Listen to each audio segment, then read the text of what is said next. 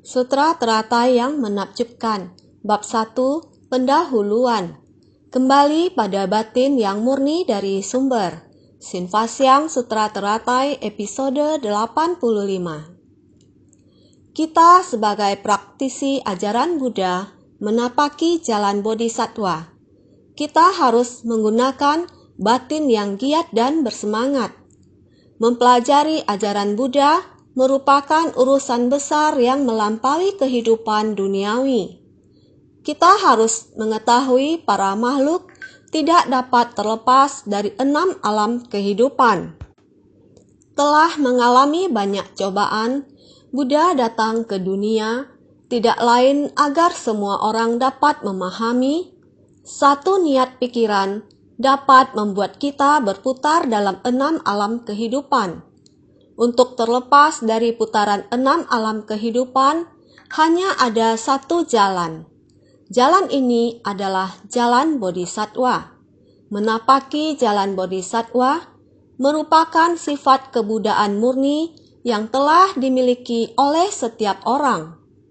Sehingga Buddha menjelaskan segala macam dharma tidak lain adalah demi satu tujuan, yaitu membimbing kita untuk kembali kepada batin yang murni dari sumber. Khususnya Sutra Teratai. Buddha memulai dengan membuat setiap orang memahami niat pikiran kita. Kita dapat mengembangkan kekuatan yang tak terhingga. Sehingga beliau membimbing kita dalam menapaki jalan bodhisattva. Membimbing kita menapaki jalan bodhisattva dengan harapan setiap orang dapat mencapai kebudaan.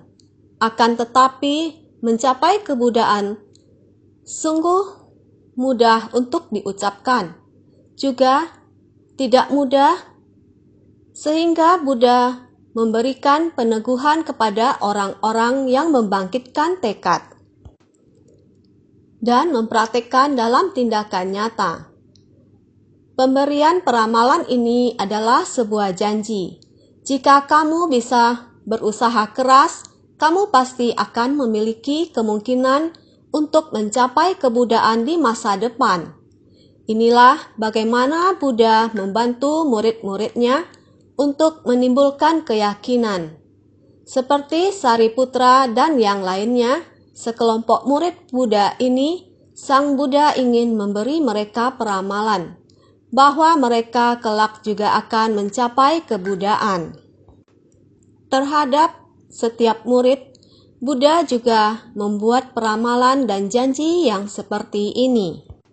Jadi dikatakan bahwa di saat itu, orang-orang yang mendengarkan Buddha membabarkan Dharma juga sudah sangat dekat dengan batin Buddha. Oleh karena itu, semuanya merupakan para suciawan yang telah melampaui keduniawian. Karena di tempat itu, selain murid-murid Sravaka ini, masih ada bodhisattva. Bodhisattva yang memiliki tubuh dharma, bodhisattva yang memiliki tubuh dharma, seperti Maitreya, Manjusri, dan bodhisattva lainnya yang telah menerima peramalan dari Buddha. Dan juga akan mencapai kebudaan di masa depan. Ada juga yang telah mencapai kebudaan dan bahkan telah mengajar murid mereka mencapai kebudaan. Ini disebut bodhisattva dharmakaya. Ini yang saya katakan sebelumnya kepada semua, bahwa bodhisattva yang datang membantu Buddha Sakyamuni untuk mengajar dan membimbing dunia saha. Ini adalah bodhisattva yang bermanifestasi. Maka mereka semua ini juga adalah orang suci. Ada yang di masa lampau telah mencapai kebudaan, ada pula yang di masa depan akan mencapai kebudaan. Dan ada juga mereka yang diramalkan akan memasuki tingkat kesucian. Maka semuanya ini adalah para orang suci yang telah melampaui keduniawian. Terlebih lagi, bagaimana dengan Sang Buddha? Buddha adalah teladan bagi semua suciwan. Karena di dunia saha pada masa sekarang ini, Buddha Sakyamuni adalah guru agung dunia saha. Karena itu, Buddha menjadi panutan bagi semua suciwan. Para murid Buddha di masa ini memandang dan meneladani praktik pelatihan diri Buddha. Berusaha menyelaraskan diri dengan Buddha. Inilah yang disebut meneladani Buddha. Para praktisi ajaran Buddha yang menapaki jalan Bodhisattva, semuanya merupakan para suciwan yang telah melampaui keduniawian. Buddha adalah model keteladanan bagi semua suciwan. Meneladani Buddha berarti kita meneladani kebajikan Buddha. Bagaimana kebajikan itu dipraktikkan? Latihan batin sebagai pembinaan ke dalam, kebajikan sebagai praktik nyata keluar. Praktek pembinaan diri Buddha ke dalam dan keluar, baik di masa lampau hingga kini, itulah yang harus kita renungkan sekarang. Di masa kini, kita sebagai orang yang meneladani Buddha, sering membahas bagaimana praktik pembinaan diri Buddha di masa lampau dan menjadikan Buddha sebagai teladan kita. Kebajikan Buddha adalah luas tak terbatas. Cinta kasihnya mengasuh segala sesuatu. Kata-kata lembut dan menakjubkannya dapat menghapus segala delusi dari para makhluk, memungkinkan mereka dari kondisi fana dapat menuju tingkatan suci. Kebajikan Buddha adalah luas tak terbatas, cinta kasihnya mengasuh segala sesuatu. Kewelas asihannya mengasuh dan melembabkan segala sesuatu.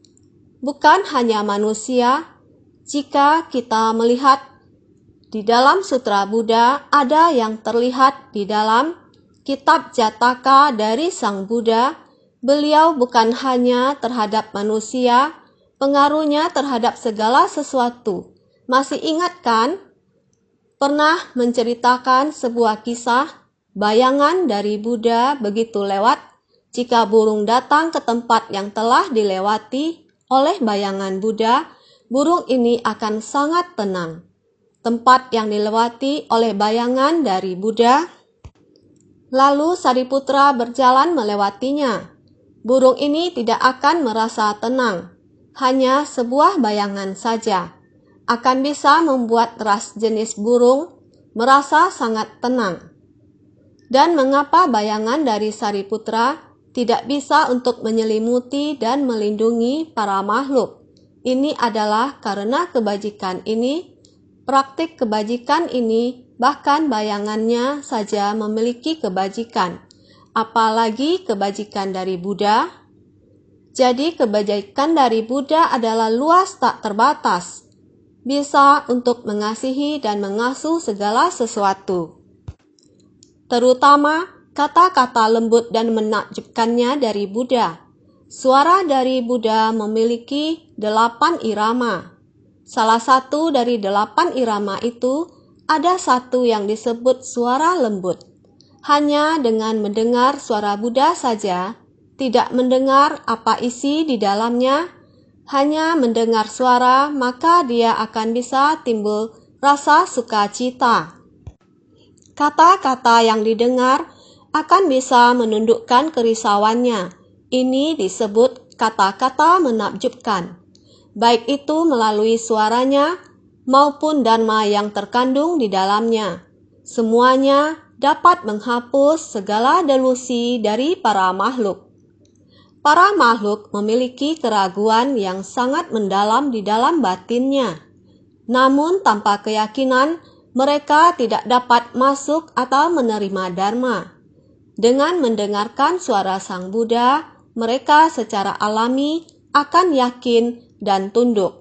Ditambah lagi dengan penjelasan Buddha tentang dharma yang menakjubkan, maka secara alami dapat menghapus segala delusi dari para makhluk. Hal ini karena kita sebagai makhluk hidup diliputi oleh kegelapan batin, kekotoran batin, dan delusi yang menghalangi batin kita untuk kembali pada sifat hakiki.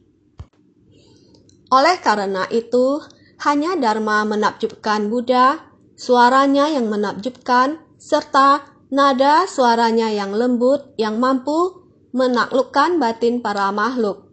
Oleh karena itu, seperti yang telah disebutkan sebelumnya, juga melihat para Buddha dan para penguasa singa yang suci membabarkan kitab sutra yang paling halus dan menakjubkan.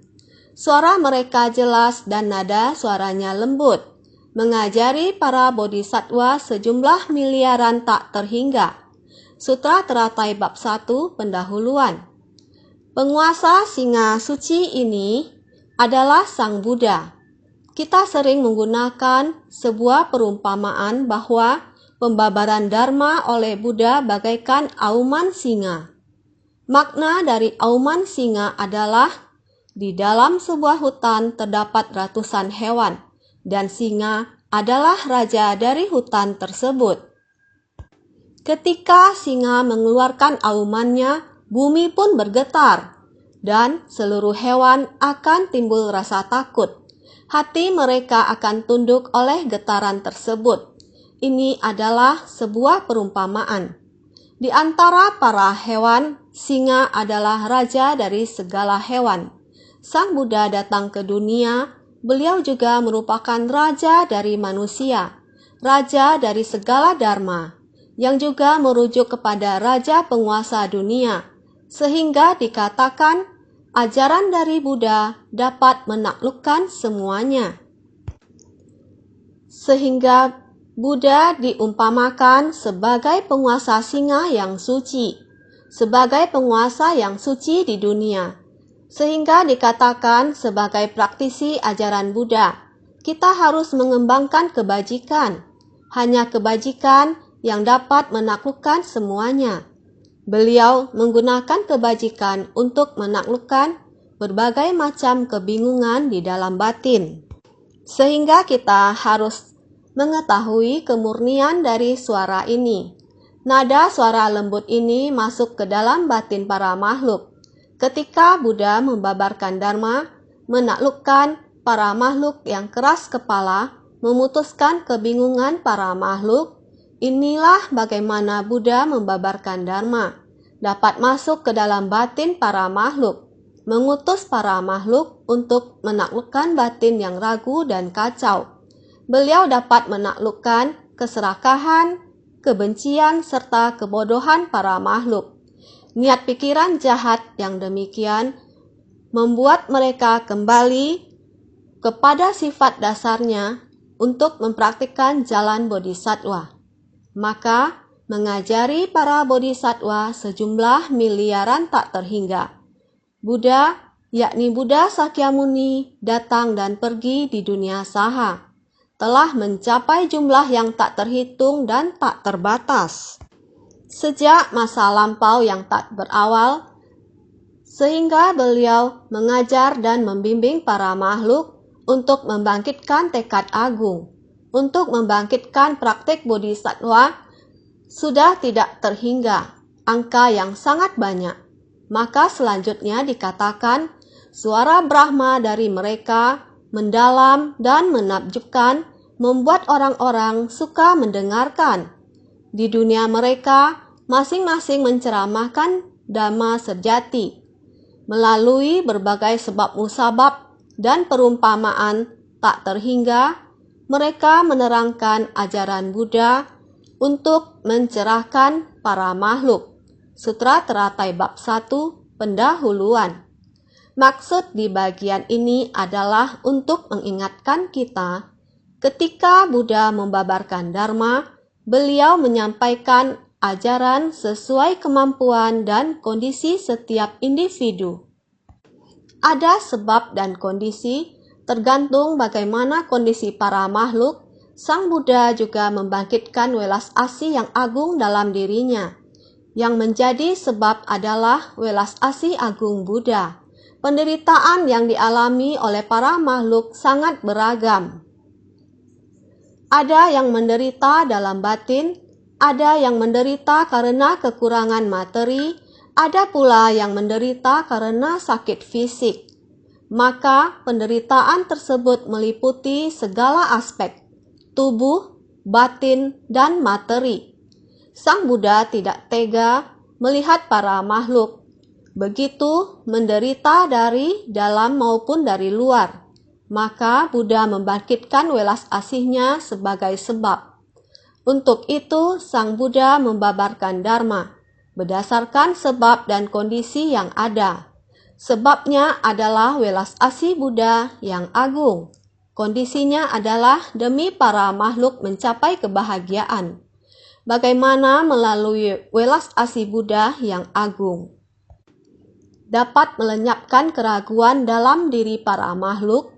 Bagaimana menghilangkan ketidaktahuan para makhluk? Dengan welas asih Buddha sebagai sebab utama. Namun, bagaimana membabarkan Dharma masuk ke dalam hati para makhluk ini tergantung pada kondisi para makhluk tersebut. Semua kesenangan makhluk hidup, setiap orang ingin mendengar hal yang berbeda. Oleh karenanya, Sang Buddha mengajar sesuai dengan kebutuhan para pendengar. Sehingga dikatakan bahwa setelah Sang Buddha mencapai pencerahan, harus sesuai dengan akar kapasitas dari makhluk hidup. Membutuhkan lebih dari 40 tahun untuk mengembangkan berbagai metode sesuai dengan akar kapasitas makhluk hidup. Menggunakan kemudahan metode terampil dengan Vaipulya Prajna. Selanjutnya adalah Sutra Teratai, yaitu semuanya disesuaikan dengan kapasitas dari makhluk hidup. Walaupun kita mengatakan bahwa metode terampil yang diajarkan oleh Sang Buddha di masa lampau, beliau sebenarnya hanya ingin menyampaikan kondisi batinnya, bahwa persamuhan awatamsaka seluas samudra. Kondisi batin dari Buddha ini, Sang Buddha ingin berbagi kondisi ini kepada semua makhluk. Kembali ke kondisi batin Buddha yang tenang dan jernih, sebuah kondisi ketenangan di mana tidak ada kelahiran ataupun kematian. Dan berbagi kondisi ini dengan semua makhluk. Namun makhluk yang sibuk dan bekerja keras, fenomena kehidupan manusia yang seperti ini, Sang Buddha hanya ingin mengatakan sebenarnya sifat hakiki kita adalah murni, kondisi di mana tiada kelahiran dan kematian yang begitu indah. Biarlah mau mengatakan apapun, makhluk awam tidak bisa memahaminya. Sehingga Sang Buddha harus merespon kondisi nyata ini. Beliau harus menggunakan metode terampil, berbicara dengan mereka sesuai dengan akar kapasitas para makhluk. Keinginan para makhluk sebagai kondisi, karena tergantung akar kapasitas para makhluk dan apa yang mereka cari, Buddha harus mengajar sesuai dengan akar kapasitas para makhluk. Tergantung Dharma apa yang mereka butuhkan, meskipun yang dibabarkan ini adalah metode terampil, sebenarnya ini juga adalah Dharma yang dalam dan menakjubkan. Seperti Vaipulya dan Prajna menganalisa sesuatu yang ada sampai pada tingkat yang melenyapkan kemelekatan para makhluk, sehingga mereka tidak melekat pada objek dan penampilan. Kebijaksanaan seperti ini juga terkandung di dalam ajaran metode terampil. Sesuai dengan akar kapasitas para makhluk, mereka juga bisa menerapkan secara bersamaan. Jadi, membahas kekosongan dan keberadaan selama lebih dari 40 tahun. Buddha dalam belas kasihnya mengajarkan kekosongan dan keberadaan sesuai dengan akar kapasitas para makhluk. jadi keinginan para makhluk sebagai kondisi. Oleh karena itu, terdapat perumpamaan yang tak terhingga untuk menampakkan Buddha Dharma. Banyak perumpamaan yang digunakan untuk mengajar Buddha Dharma. Manusia hadir dalam berbagai bentuk dengan kehidupan yang berbeda, menggunakan kisah tentang berbagai orang untuk mendidik mereka yang memiliki batin yang penuh kerisauan, keserakahan, dan kebodohan. Dengan sedikit menyimpang, mereka akan terjerumus dalam perangkap kehidupan yang salah arah. Di dunia, ketika orang saling bantu, ada yang bersifat langsung. Saat dia mengalami bencana, kita langsung memberikan bantuan benda materi. Ada yang memiliki penderitaan dalam batin. Kita menuntun dia masuk ke arah yang benar. Ada yang dengan memberi teladan melalui diri sendiri. Akumulasi dari apa yang kita kerjakan bisa mempengaruhi para makhluk yang saat ini berada dalam kebingungan. Melihat hal ini, mereka juga bisa segera introspeksi. Sebenarnya, Buddha setiap saat menggunakan berbagai macam metode untuk membimbing kita. Kita semestinya mengikuti ajaran Buddha dalam mempraktekkannya. Oleh karenanya, Buddha setiap saat selalu menggunakan berbagai cara untuk membuat perumpamaan dengan cara yang sangat sederhana untuk mengungkapkan kepada kita bahwa inti dari ajaran Buddha adalah seperti ini. Oleh karena itu, hal ini memungkinkan para makhluk memperoleh benih, membuka dan menunjukkan agar memahami dan memasuki pengetahuan dan pandangan Buddha. Buddha tetap berada di dunia dengan menggunakan berbagai cara. Kita juga bisa dengan berbagai cara untuk membimbing sesama manusia, membimbing mereka untuk bisa memasuki pengetahuan dan pandangan Buddha. Jadi, kehidupan di dunia pada dasarnya adalah begitu singkat. Apakah kita boleh membiarkan kehidupan yang singkat ini berlalu sia-sia? Jika kita ada kesadaran, kita membuat ajaran Buddha dipergunakan dalam kehidupan kita saat ini. Kita bisa memberi pengaruh pada masa mendatang. Pergunakan pada diri kita bisa mempengaruhi sekeliling kita. Maka Sang Buddha lebih dari 2000 tahun yang lalu, sejak kelahirannya hingga memasuki parinirwana selama 80 tahun kehidupannya, mampu mempengaruhi para makhluk tak terhitung di masa depan yang tak terhingga kalpanya. Hal itu memerlukan kita semua untuk terus menjaga agar Dharma Sang Buddha tetap lestari di dunia. Dengan harapan ajaran Dharma Sang Buddha dan pandangan kebijaksanaan Buddha dapat masuk ke dalam batin setiap orang. Oleh karena itu, pengetahuan Buddha dan pandangan Buddha merupakan satu tujuan utama Sang Buddha datang ke dunia. Oleh karena ini tujuan utama Sang Buddha datang ke dunia, kita pergunakan dalam kehidupan sehari-hari. Maka Buddha, batin, dan makhluk hidup menjadi tiga yang tanpa perbedaan. Dipandang setara dan sejajar. Oleh sebab itu, Buddha adalah seorang suci, teladan bagi semua orang suci. Dengan menjadikan teladan ini diterapkan pada diri kita, bukankah itu berarti kita sedang mengejar Dharma Buddha dan mempraktikkannya dalam kehidupan di setiap hari, setiap saat? Oleh karena itu, kita harus senantiasa bersungguh hati